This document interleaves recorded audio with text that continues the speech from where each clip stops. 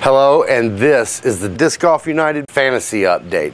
The first day that we've come out here after the first round. If you don't know anything about the fantasy, we've got the two guys here. This is Zeb Campbell. This is Adrian Southern from Disc Golf United. And how many teams actually signed up this year for this particular event?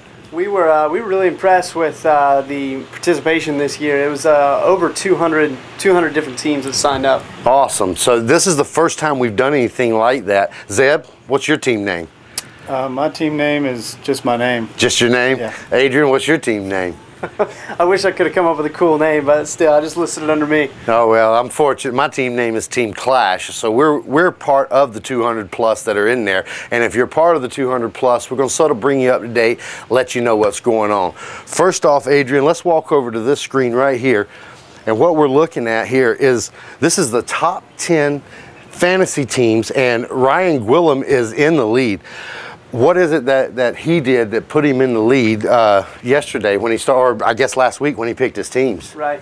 Well, I mean, all of this is based on the players here at the USDGC.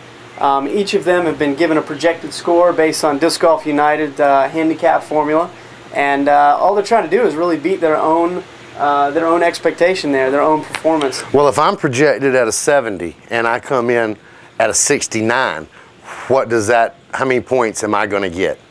Well, it's all based on the rest of the field. So if you were the lowest performance of the day, you're going to get the most points. So it's really based on how many other players that you beat. So it's a difficult system, and that's what we're going to show them now. And Ryan Gwillem, his team, Will Schustrick was his A pick, I guess. Right. Looks like Dion Arlen, B pick, Adam Hunt, and then Dean Tannick. Right. And I'm hearing Zeb. Is Dean Tannick on your team? He's on most everybody's team. He was the most picked out of any player in the field. I'd say he's the MVP of the fantasy pool right now. Well, if you don't have Dean Tannick on your team, I think he carded me at like 178 points or something. He was the largest one for me. In second place, Michael Storr, and you know he's got Paul Ulibarri and Jay Redding. Jay Redding's on my team. He's also got Adam Hunt and a guy that played over his head yesterday, the guy that owns Dynamic Disc, Jeremy Rusco's on his team. So he's in second place. Who's in third there, Zeb? John Millay. You'll see Will Schustrick's name a lot. He performed very well.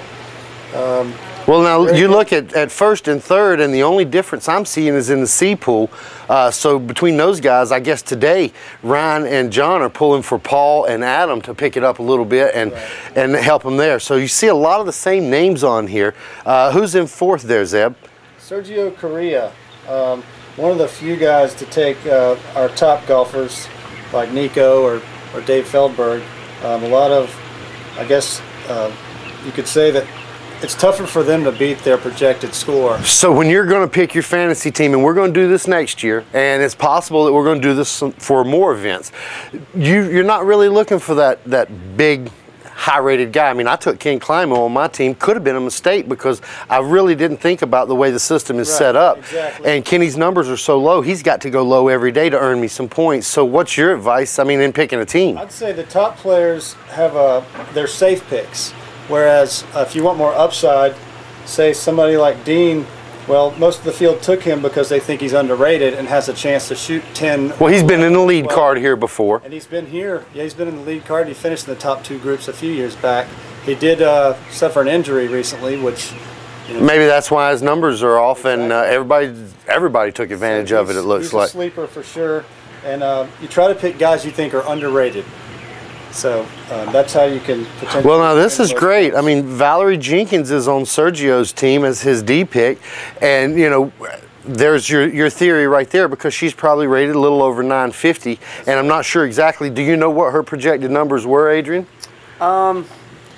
Let's see. It says that she was 2 under. I know that she shot a 77 yesterday, so she's a projected 79. 79. So you're going to look, and when you want to pick your players, apparently you want to try to find a good player, a solid player, but you want to look at that rating because that's really going to affect how many points they can get for you. Right. And we spread the reason there's 4 different brackets. We wanted to put a focus on the whole field. So, for instance, Valerie is in the D bracket. Well, Nate Doss is in the A bracket, and they shot the same score. So obviously you can see the value difference there. Valerie gained you points, Nate lost you a bunch of points. Now he could swing it back today and shoot under his his projected performance and get right back in it, because we're only 25% of the way through the.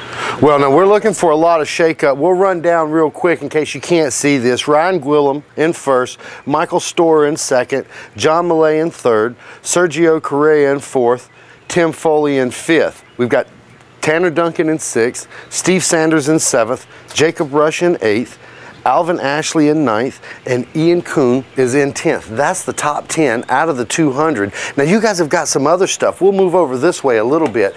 We're actually dealing with the regions, and I don't know if you can see the screen at home, but you know, in the southern region, which actually has the most players, what you have, you tell me what it is, Adrian, because I'm not sure that I get it here. And this is the international and the regions for all the players that are participating here in the tournament. Right.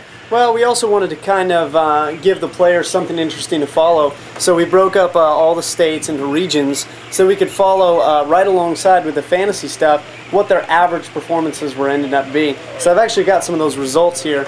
And the internationals as well as right. one region. So these are broken up into 7 different regions by area. You've got the Frontier region, the Heartland region, Colonial, the Southern region, the Cowboy region, and the Sunshine region, as well as the international players.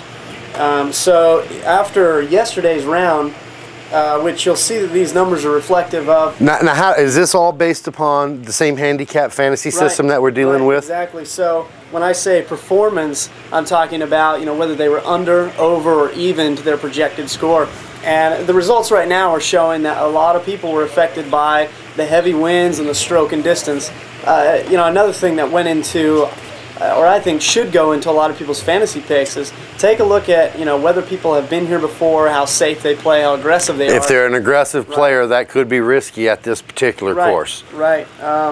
So in first place, the first place region after yesterday's round is the Cowboy region with 23 registered players. Their average performance was 3.1 over projected.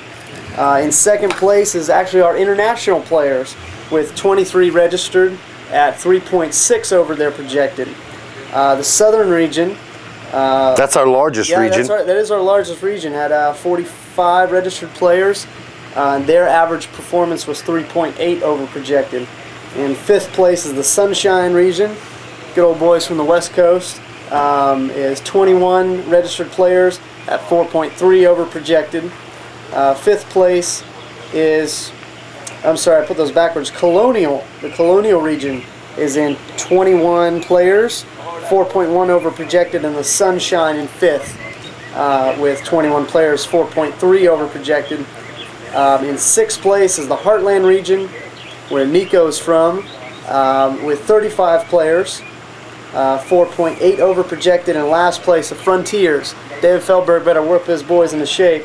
15 players at 6.5 over projected. Now that's a little bigger number, and I noticed as we were going through there, those numbers aren't very far apart. I mean, they could really flip-flop every day out here. Right. And the whole idea behind that is your projected score is really reflective of what you're going to shoot on average out here, you know. The numbers don't lie, and really you're going to be shooting right on that number typically. So there's a little bit of variation under, a little bit of variation over, and the whole fantasy team is to pick kind of who's improving at this point in time. So yeah, those numbers are going to be really close. Again, these are averages of all the performances within that region, and they are, you know, relatively close to each other. So hoping by, you know, round 2 today, round 3 and round 4, when we see the cut, we're going to see those numbers slowly decline and hopefully see a couple regions averaging under their projected.